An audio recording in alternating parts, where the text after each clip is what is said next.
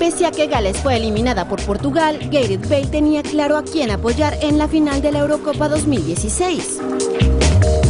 El extremo derecho del Real Madrid posteaba en las redes sociales, antes de la gran final, estas imágenes subtitulando: "Deseo buena suerte a mis compañeros de equipo esta noche".